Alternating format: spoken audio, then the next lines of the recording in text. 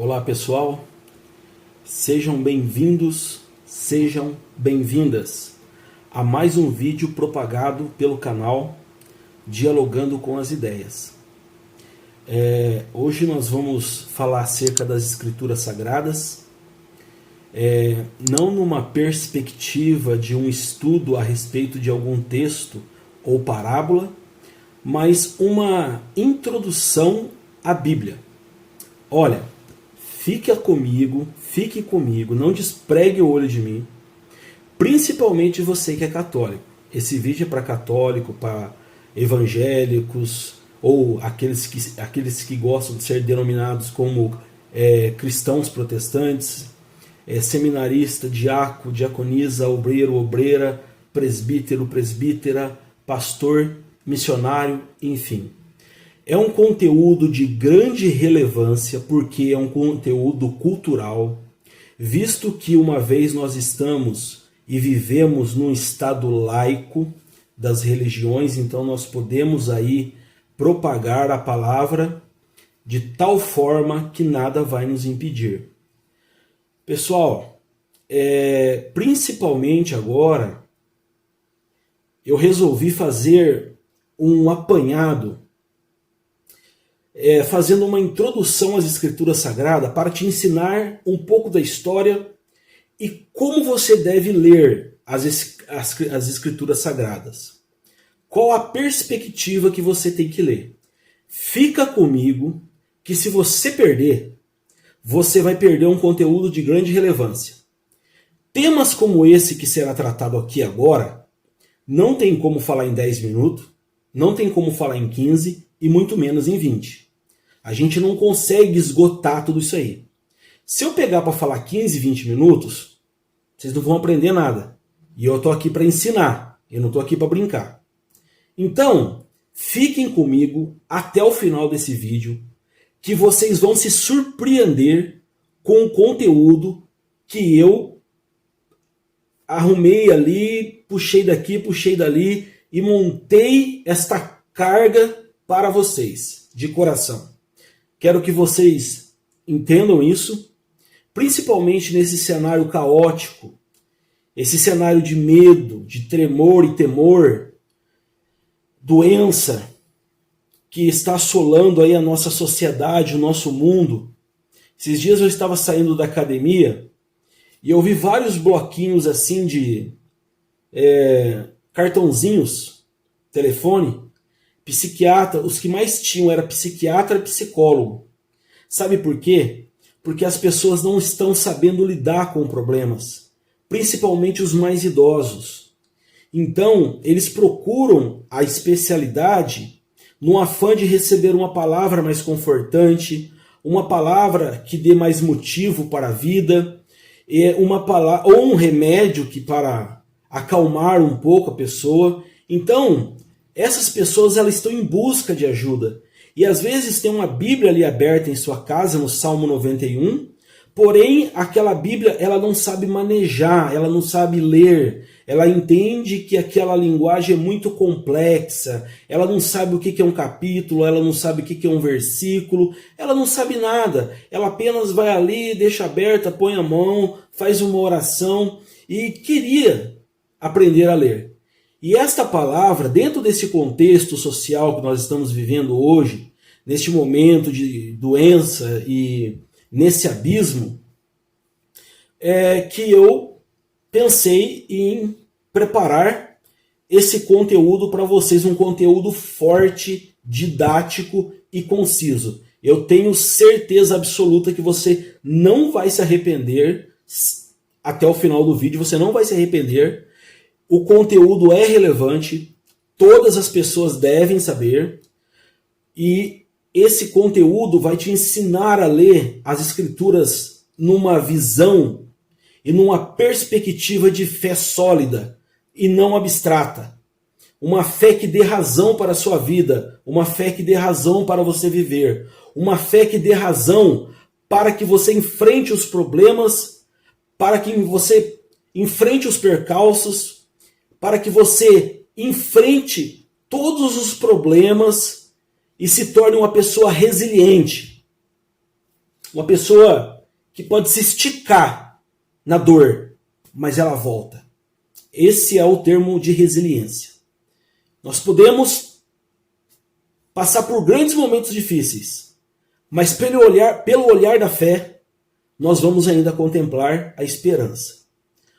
O filósofo Friedrich Nietzsche, ele tem uma frase que ele diz assim: quando você fica olhando por muito tempo para um abismo, aquele abismo passa a olhar para você. Então, se você fica focado olhando só para o teu problema, sabe o que vai acontecer? Teu problema vai começar a olhar para você. E aí é onde as coisas começam a dar erradas.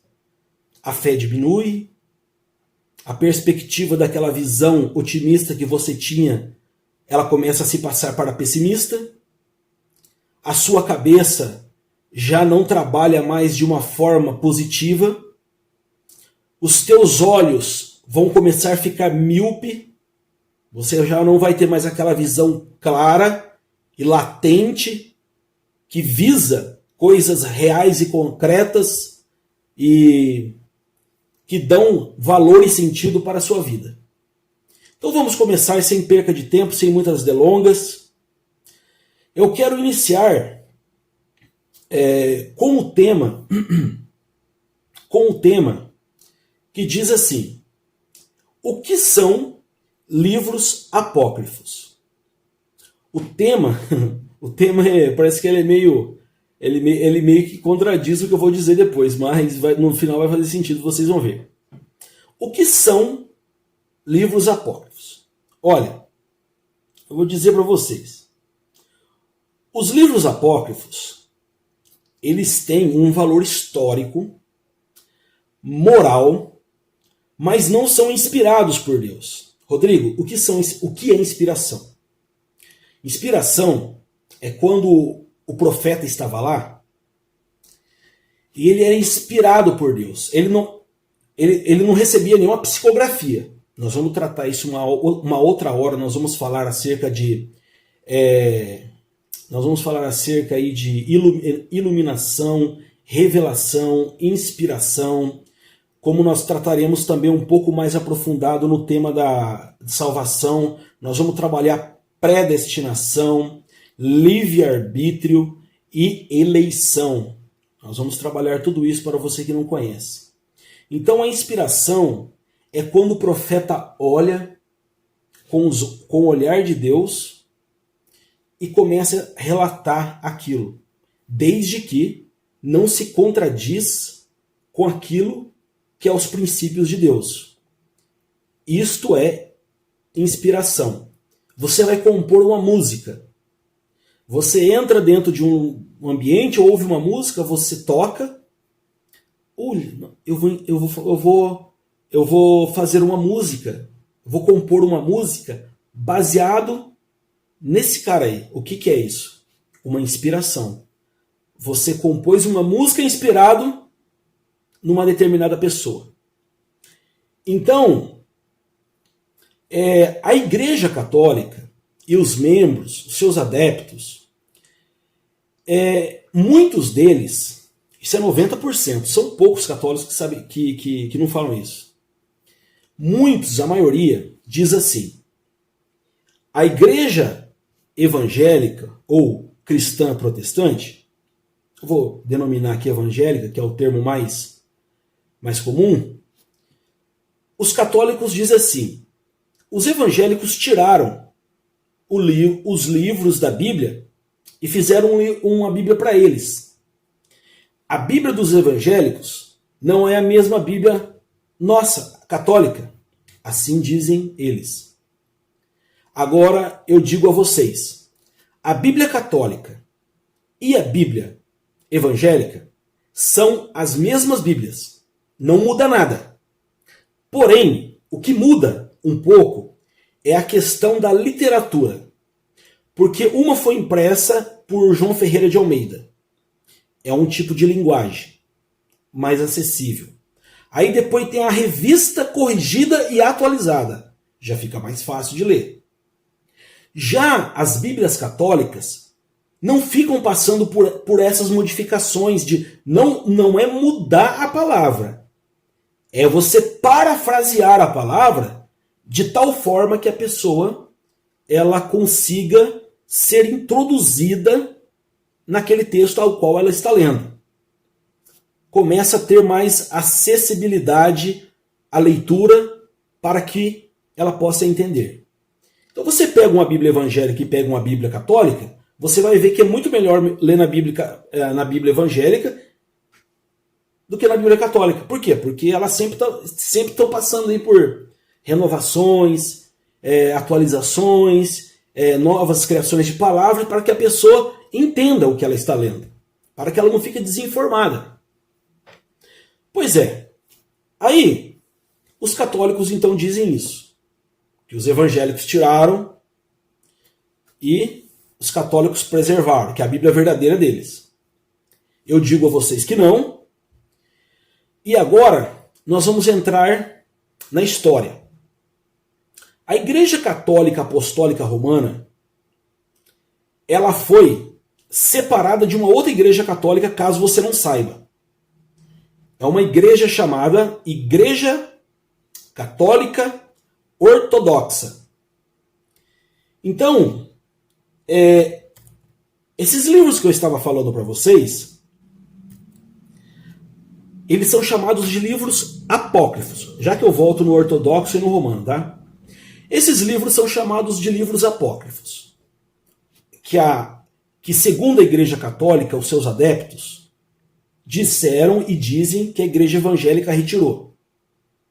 Esses livros que estão lá, que a Igreja preservou, são chamados de livros apócrifos. O que significa livros apócrifos? Livros apócrifos são livros que não contêm a inspiração divina.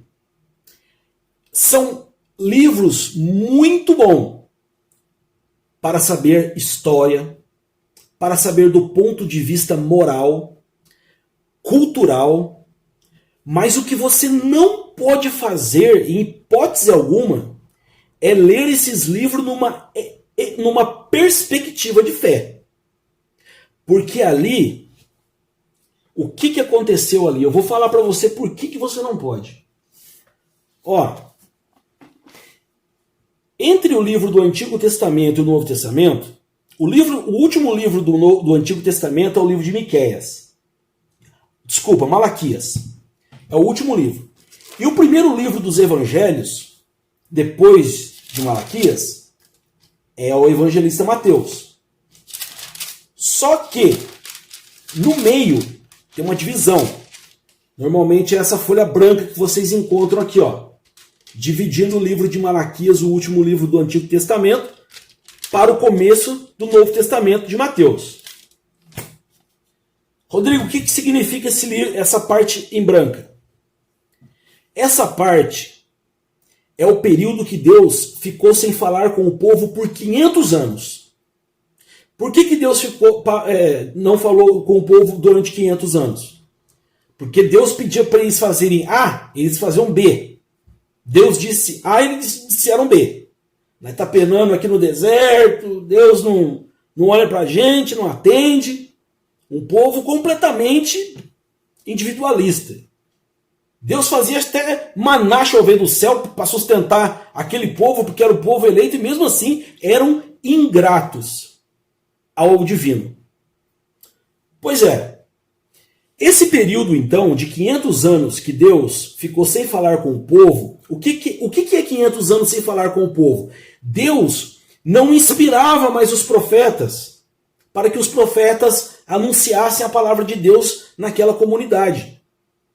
Então esses livros, eles são excelentes do ponto de vista moral, histórico, cultural, mas se você colocar os teus olhos ali para lê-los numa expectativa e perspectiva de fé, você está cometendo um erro muito grave com a sua fé. Eu não vou aqui falar mal, porque este não é o objetivo do canal. O objetivo do canal é dialogar com as ideias. Eu vou dar um exemplo.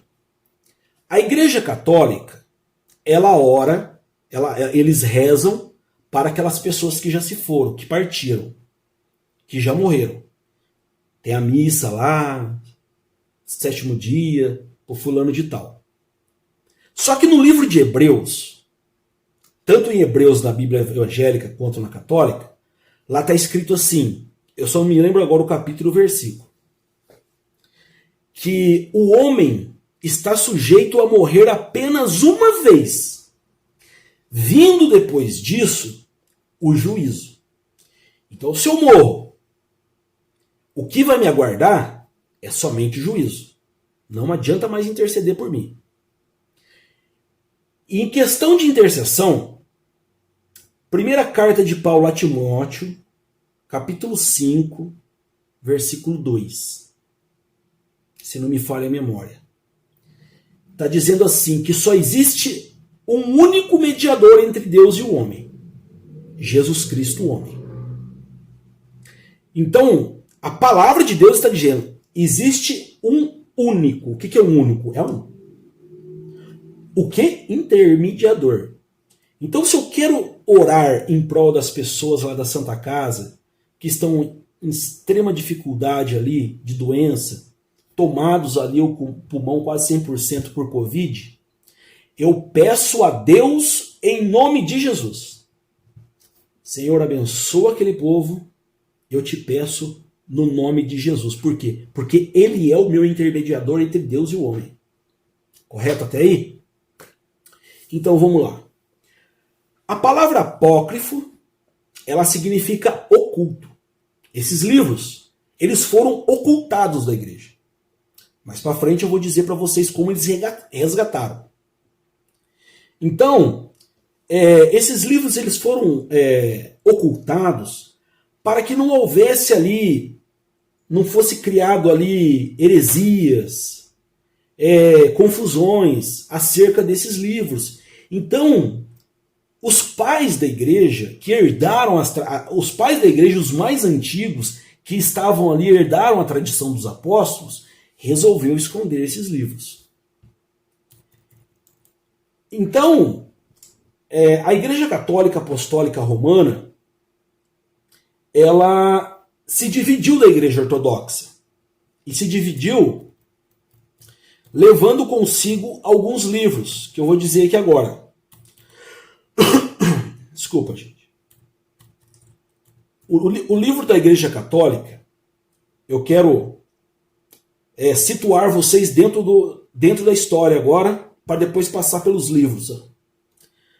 Igreja Apostólica Católica, Igreja Católica Apostólica Romana. Igreja Católica Ortodoxa eram uma única igreja. Só que depois houve o cisma, o conhecido cisma de 1054 depois de Cristo. O que aconteceu? Ou a ala da Igreja Romana com a ala ortodoxa começaram a discutir, começou a haver desavença e incompatibilidade de ideias, doutrinas e regras a respeito da teologia, a respeito da autoridade do bispo, cerca política. Então, as contravenções se deram por meio de conflitos teológicos, políticos e de autoridade eclesiástica. Tudo bem por aí, pessoal? Igreja Católica Ortodoxa está no Oriente. Católica Apostólica Romana está no Ocidente. Agora, por que a Igreja Católica Apostólica Romana? A palavra católico significa mundial. Todos nós somos católicos. Mas no aspecto religioso, a palavra ela se torna uma palavra individual para cada um. Eu sou católico, então, falando-se de religião, ela é a Igreja Católica. A Igreja Católica Apostólica Romana, ela é católica apostólica porque é a Igreja Católica é mundial, certo? Então, todo mundo ali é católico, mas pegando do aspecto religioso, a palavra ela acaba tendo dois sentidos. Entenderam? Eu posso ser católico porque a palavra significa mundial e posso ser católico no aspecto religioso. E quando você diz que é católica, para a pessoa que ouve, já pressupõe-se que ela já entenda que é romana, católica apostólica romana, a igreja católica. Não tem que... Só se precisar desenhar, porque todo mundo sabe disso. Então, a igreja católica romana, ela herda a tradição dos apóstolos. E por que romana? Porque a igreja apostólica. Igreja apostólica porque segue a tradição dos apóstolos. Qual que é a tradição? Os ensinamentos dos apóstolos. E romana, por quê? Porque ela está abaixo da autoridade do Vaticano, onde se encontra a sede da Igreja Católica, que é o Vaticano, em Roma. Agora, no Oriente, nós temos a Igreja Católica Ortodoxa. Certo? Compreenderam até aí, pessoal? Fica comigo, hein? Eu tenho coisa boa para vocês. Principalmente vocês que são católicos. Vocês vão saber dialogar com os evangélicos para poder apaziguar um pouco esse conflito de ideias aí, que muitas vezes passa até para confronto. A diferença de conflito é a questão do diálogo. Entendeu? Você dialoga com a pessoa ali, e mesmo que as suas ideias e a maneira como você pensa não coadunam ou não cai no mesmo sentido, aquela pessoa não vai ter raiva de você, porque vocês apenas só foi um conflito ali. Se as ideias não se coincidiram, amém. Você é meu amigo, eu sou teu amigo, eu continuo. A partir do momento que sai do conflito por confronto, o confronto, aquele que sai achando-se prejudicado porque ouviu algo daquela pessoa que não gostou, ela fica com raiva, ela pega ódio daquela pessoa e ali termina-se uma amizade por causa de meros aspectos que não se coincidiram uns com os outros, que cada um tinha uma maneira de pensar. Mas a Bíblia, ela só tem uma interpretação, só que ela tem várias cabeças para pensar, entenderam? Ah, Rodrigo, mas a Bíblia tem várias interpretações. Não tem.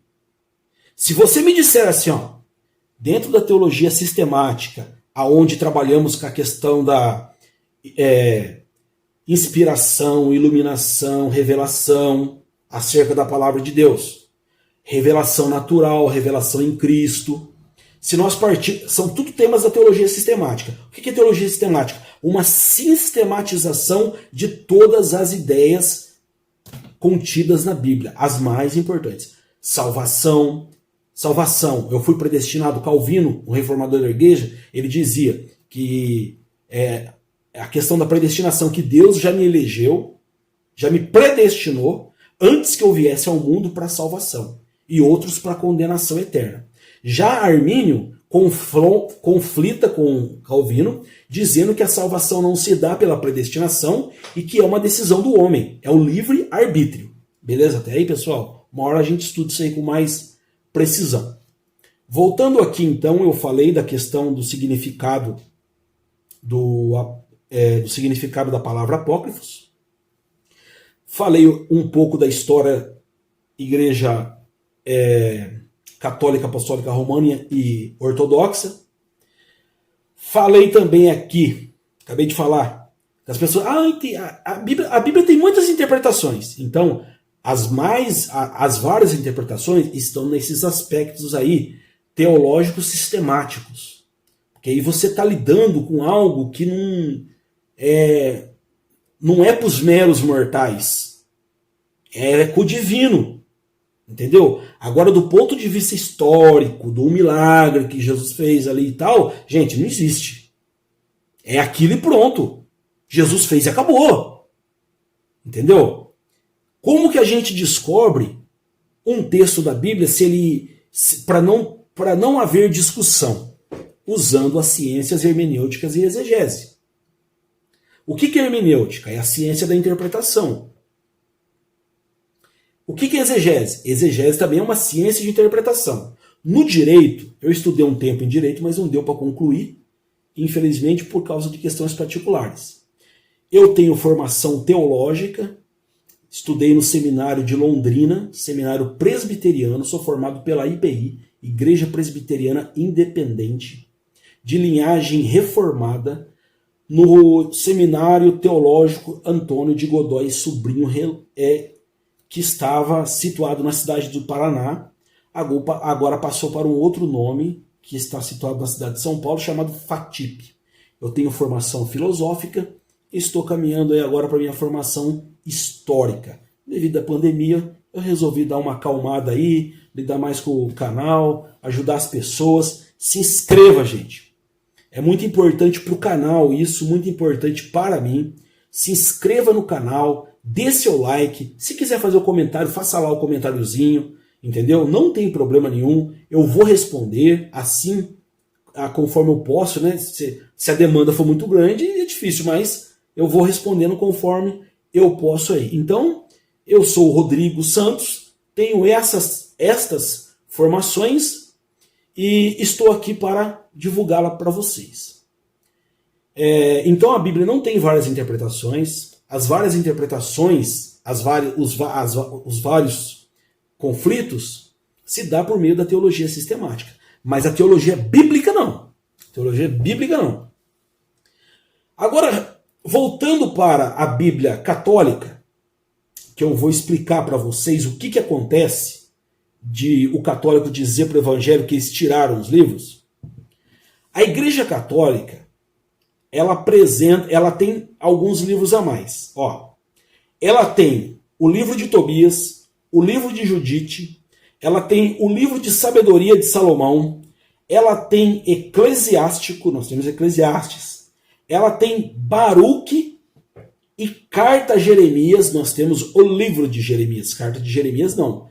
Ela tem 1ª e 2ª Macabeus, trechos acrescentados em Esther e também trechos apresentados em Daniel, livro de Daniel. Então, logo você vai saber por que esses livros foram aproveitados aí. Então, tá aí os livros que a Igreja Católica ela preservou.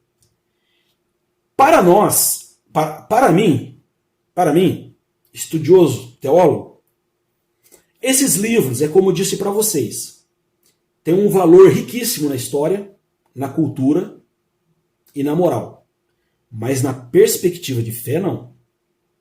E ainda citei aquela hora que os católicos rezam para os mortos. Vocês sabem de onde que é tirado esse texto? Dos livros apócrifos. Os livros ocultos. Os livros que não eram para estar no cânon. O cânon significa livros inspirados que os pais da igreja compilaram, fechou e fizeram a investigação e disse, olha, esse aqui vai para cá e esse aqui vai ser ocultado. Beleza. São encontrados ali nos livros apócrifos. Agora, eu só vou dar uma leve pincelada. Ah, Rodrigo, você não sabe nada. Eu vou dar 2 motivos, apenas só 2. Existe muito mais. 3, aliás. Então eu vou dar 3. Vou dar 3 de lambuja. Depois vocês vêem. Pesquisa aí na internet. Corre atrás da informação também. Primeiro, o 2º livro de Macabeus, no final do livro, Macabeus escreve assim, se ficou bom e ótimo e vocês gostaram, era isso que eu pretendia.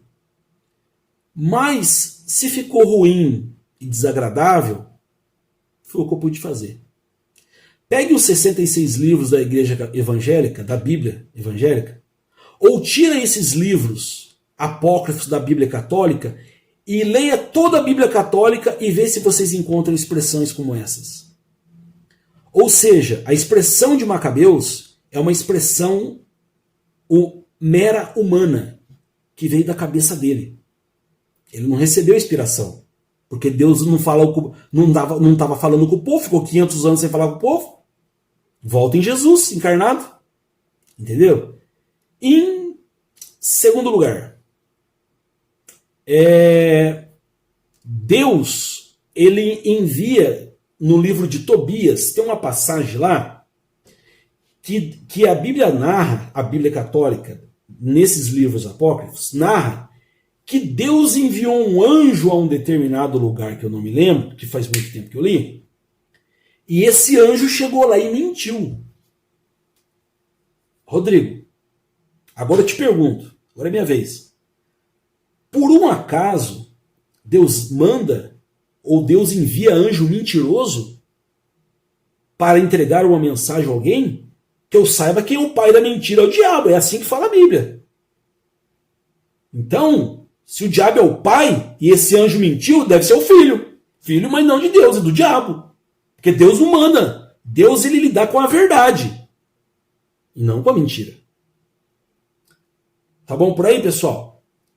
Então, tem essa questão do Macabeus, tem essa questão do anjo, e também temos essa intercessão dos mortos.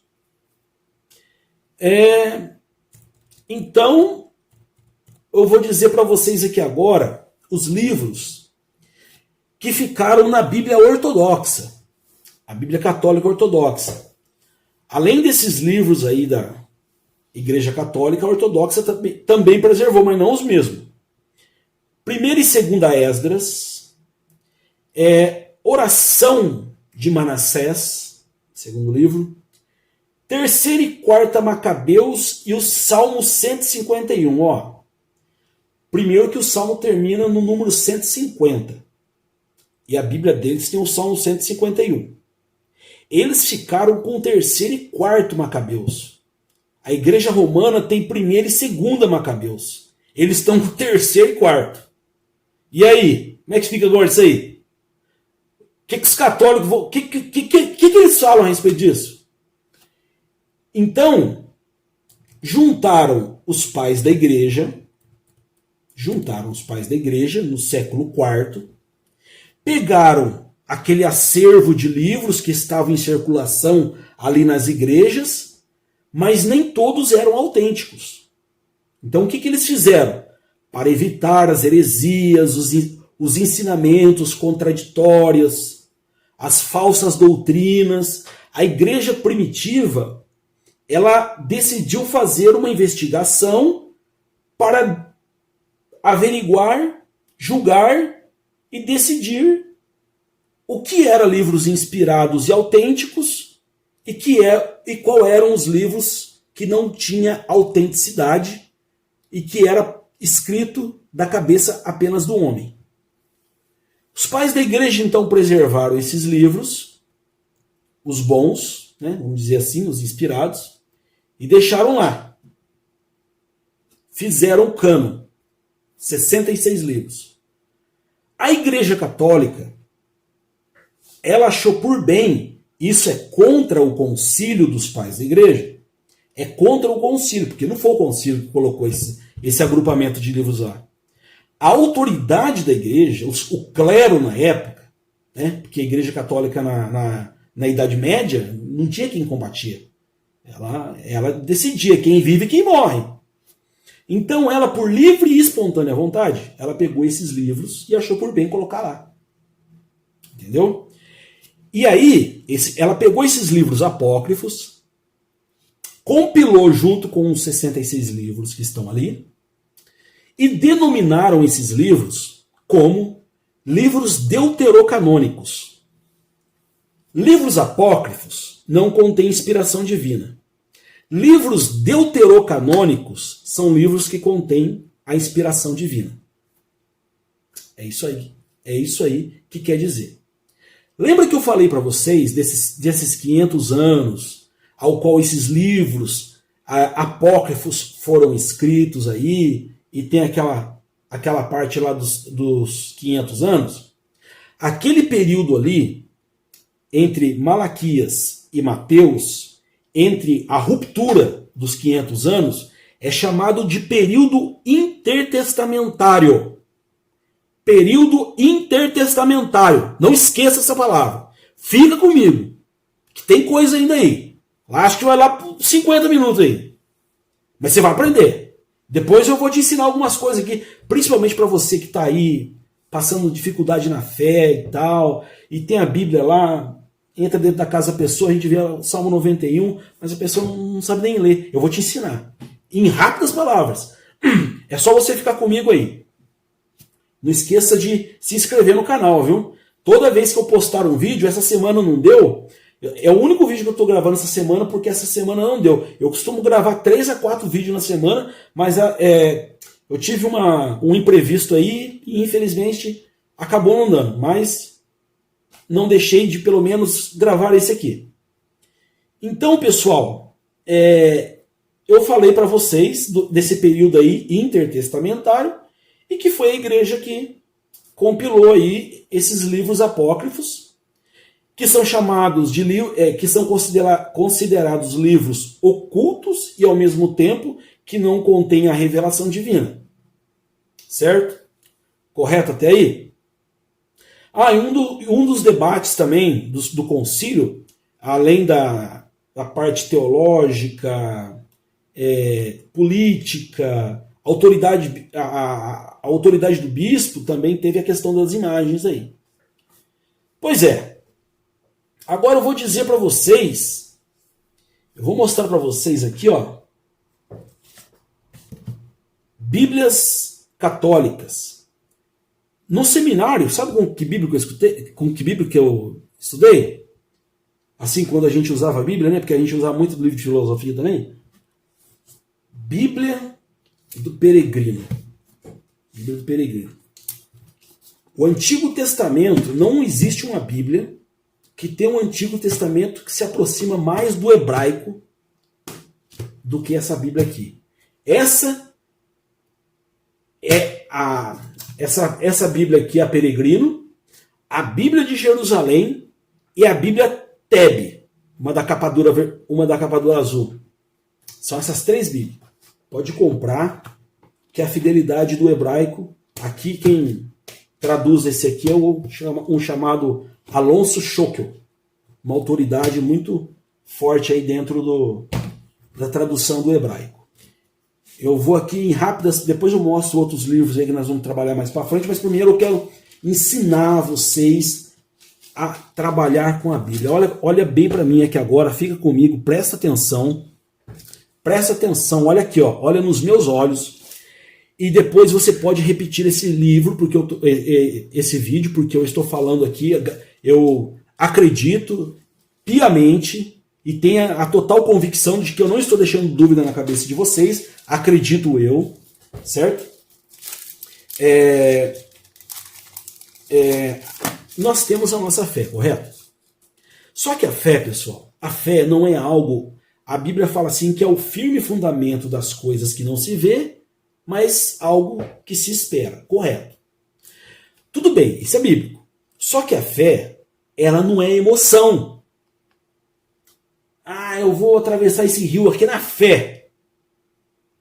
Pega um livro aí um rio de 200 metros de largura. Pela fé eu vou. É uma fé emocional. Toma muito cuidado com isso. Aí vai até na metade, não aguenta, morre. Eu vi um vídeo desse jeito. A fé, ela tem que ser racional. Quando você é indagado ou indagada o porquê que você acredita em Jesus Cristo, você tem que ter uma fé explicativa. Você tem que ter razão da sua fé. Por que eu creio pela fé? Eu sei explicar a minha fé. Ou do porquê eu creio. Porque a minha fé não é emocional. Deus te deu razão para crer. Entendeu? Deus não é Deus de emocionalismo. A Bíblia fala em Efésios 2:8, pela graça sois salvos mediante a fé. E isso não vem de vós, é um dom de Deus. Olha para você ver, Deus deu graça, que significa favor imerecido de Deus para com o homem. A salvação é de graça. E também Deus deu o dom da fé para que você acredite. E tem a tradição dos apóstolos e dos discípulos que comprovaram ali também os ensinamentos e os milagres de Jesus. É uma fé racional. Para com essa besteira de fé emocional. Hein? Não, tudo lá vai dar certo. Vai nada. Você vai tomar ela na cabeça. É por mim. A fé, ela é racional. Fé que pensa, razão que crê. Existe até um livro chamado assim. Fé que pensa, a fé que pensa, razão que crê. Vamos passar agora para o ensinamento. Vou ensinar vocês aqui, ó. O Antigo Testamento, quando você for ler a Bíblia na sua casa, abre aqui no comecinho aqui, ó, onde estão os livros aqui, tem um monte de coisa marcada aqui. Ó, de Gênesis ao livro de Deuteronômio é chamado Pentateuco. O que é o Pentateuco? É lei. A lei de Moisés. O povo tinha que andar na lei. Deus passa a lei para Moisés, Moisés conduz o povo mediante aquela lei. De Josué até o livro de Esther são conhecidos como livros históricos. Vai narrar a história de Josué, a história dos juízes, a história de Ruth, 1ª e 2ª Samuel, Reis, Crônicas e por aí vai. O livro de Jó ao livro de Cântico dos Cânticos são livros poéticos. Por que poéticos? Porque você lê esses livros, você vê na expectativa de poesia. Você vê que lindo que é? Você lê um salmo. Por que você acha que você chega na casa da pessoa e está lá um livro marcado nos salmos? E é por causa disso. Cântico dos Cânticos, a sabedoria aí, que foi Salomão, no caso, aí, que escreveu. Outra coisa, quando você for ler os salmos, salmo, você não diz assim, eu vou abrir a Bíblia no salmo, no livro dos Salmos, capítulo 13. Salmo não é capítulo, é número. E os outros livros, sim. Vou abrir o livro de Mateus ou de Samuel no capítulo 13 e vou ler. Por quê? Porque ali tem uma continuidade histórica.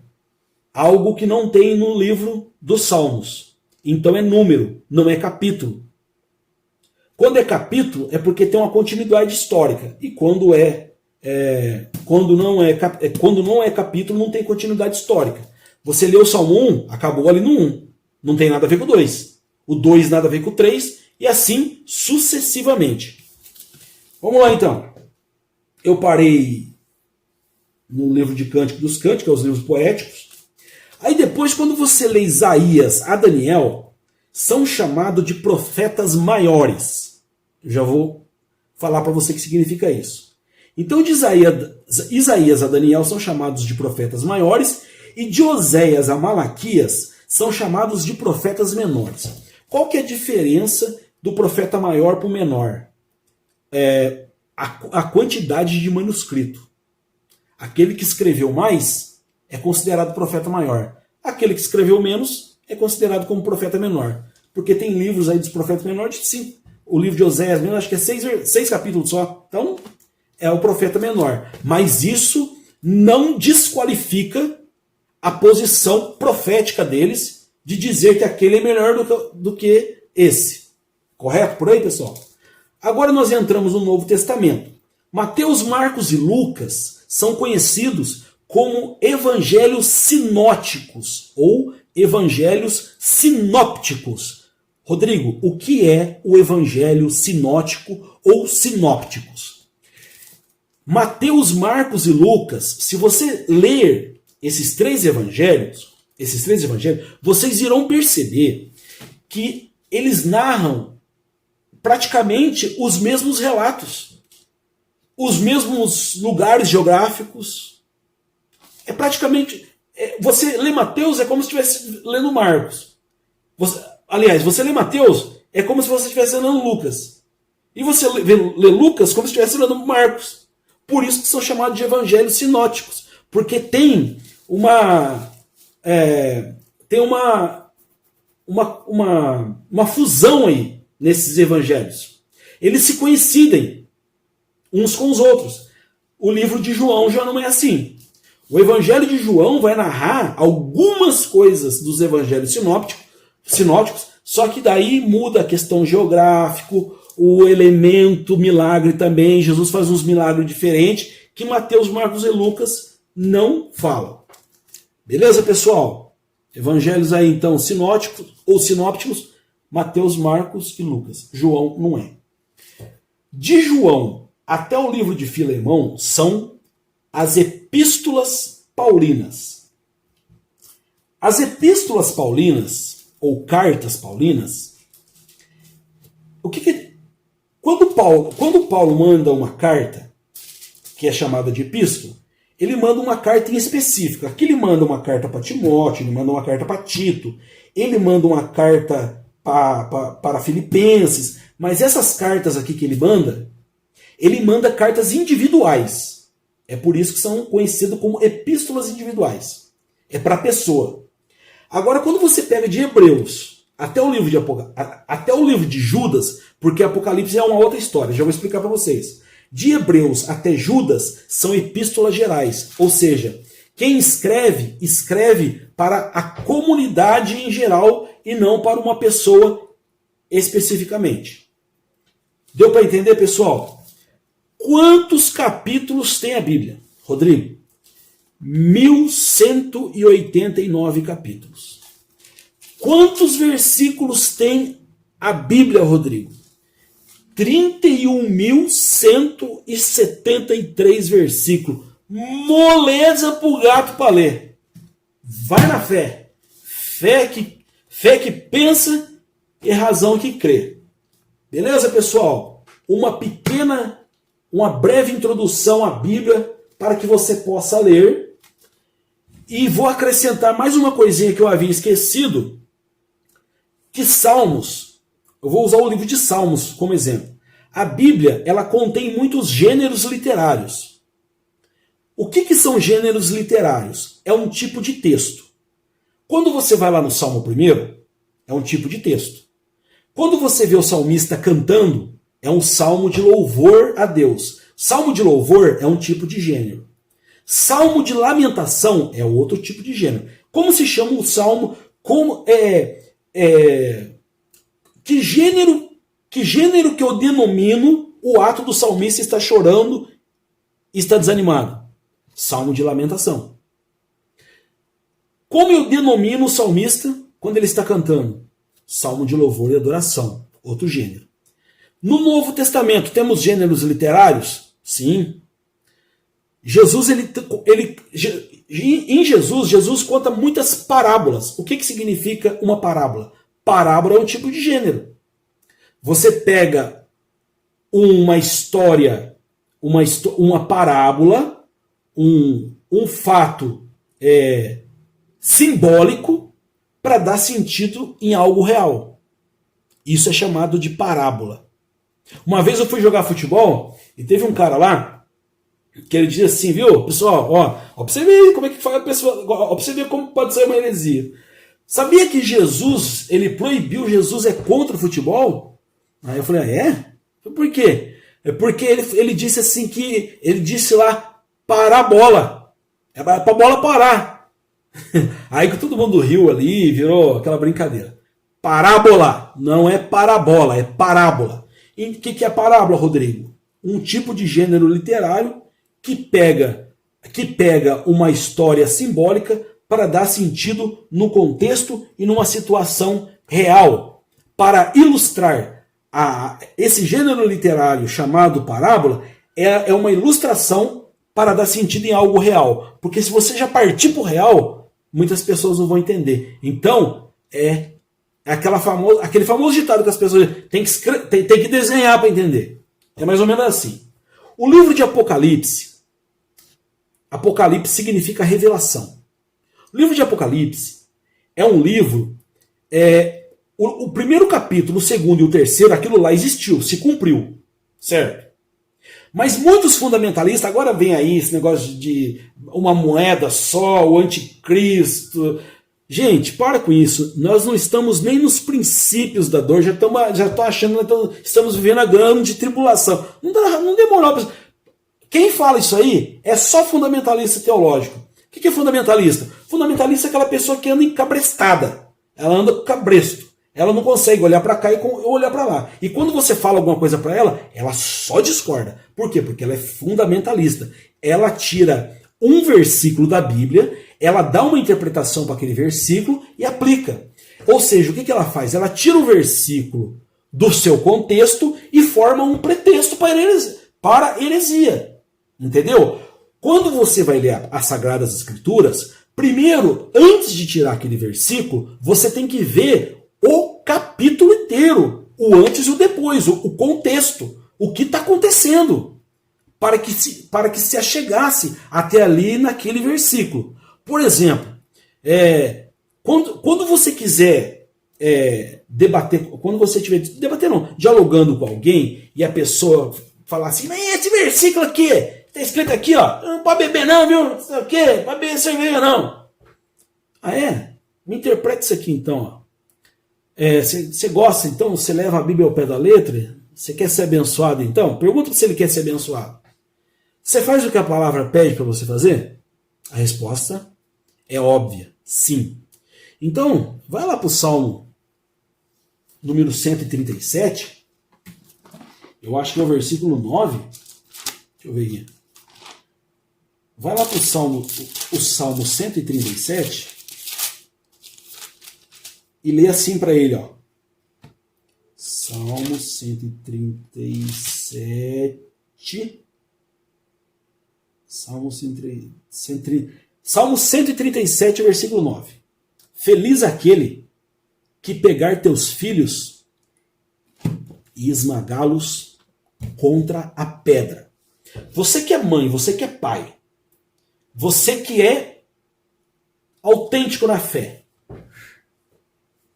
a Bíblia está dizendo, e feliz ali, em hebraico, significa bem-aventurado. A palavra ali ela poderia ser trocada. Em algumas traduções é assim. Bem-aventurado aqueles que pegam seus filhos e batem a cabeça dele nas pedras. Faça essa pergunta quando uma pessoa fica tirando o versículo fora do contexto para te acusar. Metralha versículo, parece que só sabe ler versículo. Pessoas normalmente assim nunca sequer leram uma vez a Bíblia. Uma vez sequer. Só sabe trabalhar com versículo. E não sabe mais de nada. Se ela lê uma história, ela não entende. E esses versículos, provavelmente, ela aprendeu lá na igreja, ela nem o leu na Bíblia. Aí, a importância de se ler o antes e o depois. Sabe o que estava acontecendo aqui no livro dos Salmos? Isso aí a gente descobre em exegese. Quando você fala em exegese e hermenêuticos fundamentalistas, eles falam assim, esse povo é tudo herege, esses caras que fizeram seminário aí, saíram, nem acredita mais em Deus, leram 18 vezes a Bíblia, já não acredita mais em nada, vive na libertinagem, vive na liberdade, vive do jeito que quer, e não sei o quê. E eu tô cansado disso, já ouvi isso aí, já ouvi. Mas eu tenho a palavra para correspondê-los. Enfim, o que está acontecendo ali? O povo judeu estava cativo em Babilônia, estavam presos, trabalho forçado como escravos. Aí, o que acontece? Um deles fala assim, ó, felizes esses malditos aí, desses babilônicos, felizes eles, se eles pegarem os filhos deles e macetar na pedra. Por quê? Primeiro, eles estão fora da terra deles, de Jerusalém. Você tira um judeu de Jerusalém, é como se ele estivesse sem Deus. Porque Deus está em Jerusalém, não fora. Principalmente com o babilônico. Vocês entenderam até aí? Eu espero que isso seja de grande contribuição, de valor inestimável para você. Tudo que eu falei aqui é imprescindível, você tem que saber. E temos mais aqui depois, nós vamos trabalhar questões... eu vou ter que gravar algumas coisas aí depois, outros dias aí também, da secularidade aí. Aí, ó, Albert Schweitzer e Calbart, antologia teológica, nós vamos trabalhar muita coisa pesada aqui, livro de exegese, que eu já falei para vocês, o cristão na teologia de Paulo, o que Paulo fala sobre os cristãos, a mente de Paulo nos cristãos. Introdução ao Antigo Testamento. Aqui nós vamos ver muita coisa boa que eu vou passar para vocês. Aqui é o José Luiz Sicré. Nossa, aqui ó, Teologia do Novo Testamento. Ó, esse Jeremias aqui eu vou falar para vocês. É muito bom. E nós temos também a questão sobre profecia, o que é profecia, o que é profeta, o que é profetismo, profeta e os profetas e a mensagem. Profetismo em Israel. José Luiz Sicré também. Muito bom. Lembra do que eu falei para vocês lá que dá muito conflito? A questão da teologia sistemática? Olha aqui, ó.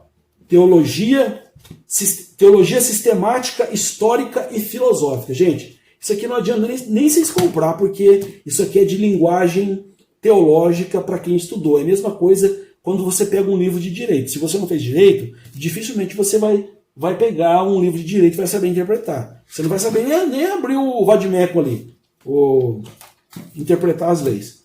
Olha aqui, ó. Também vamos trabalhar muita coisa em Antigo Testamento. Olha, história e literatura cristã primitiva. As coisas do pergaminho. Tem coisa para o resto da vida. Nós temos que morrer e reencarnar. Morrer umas 10 vezes e reencarnar umas 20. Não sou espírita não, viu, gente? Só foi uma ilustração para dar sentido a uma verdade. Aqui, ó. O Forrer, Introdução ao Antigo Testamento. Esse livro é maravilhoso, maravilhoso. Maravilhoso. Então, nós temos aí muito conteúdo para falar, para ensinar as pessoas acerca da fé. Espero que não tenha ficado nenhuma dúvida com vocês. Eu estou encerrando por aqui. Que Deus nos abençoe nesse momento caótico. Repito as palavras do filósofo Friedrich Nietzsche. Quando nós olhamos por muito tempo para um abismo, ele passa a olhar para nós. Não fique olhando para o abismo, não. Pegue a palavra de Deus, eu ensinei vocês a ler. Pega na internet, gente. Faz assim, ó, lê um capítulo por dia. Eu vou ler um capítulo do Novo, do Velho Testamento, e um capítulo do Novo. Faça assim, porque Jesus ele cita muitas coisas ali do Velho Testamento no Novo. Então é bom você ler simultaneamente. Ou seja, lendo junto. Você lê um capítulo do Velho, mas lê um capítulo do Novo também.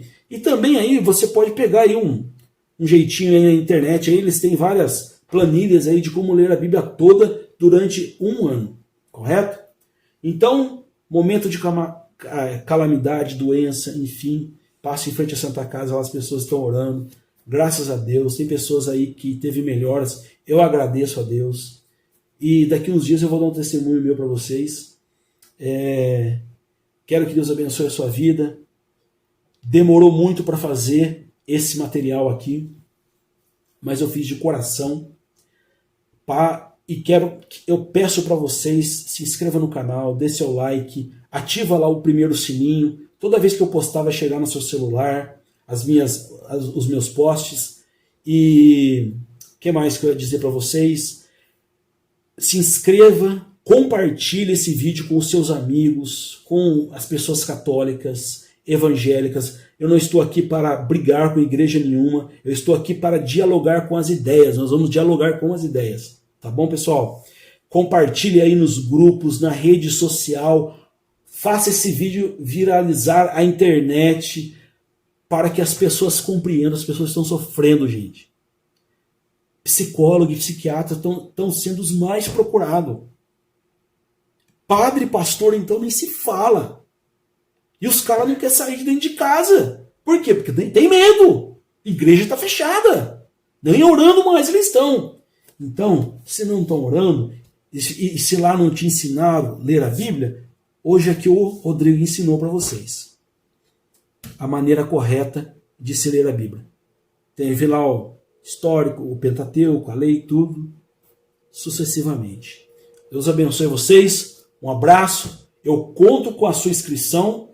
Dê seu like, se inscreva, faça seu comentário, compartilhe esse vídeo com amigos, com igreja, com todo mundo. Isso é da vontade de Deus. Isso é que Deus quer para você e para mim, porque senão eu não estaria aqui agora, vai completar 1 hora aqui falando com vocês. E outra, não custa nada para vocês. Com 3 cliques vocês fazem isso. Tá bom, pessoal? Um abraço, fica com Deus. Ó, até mais.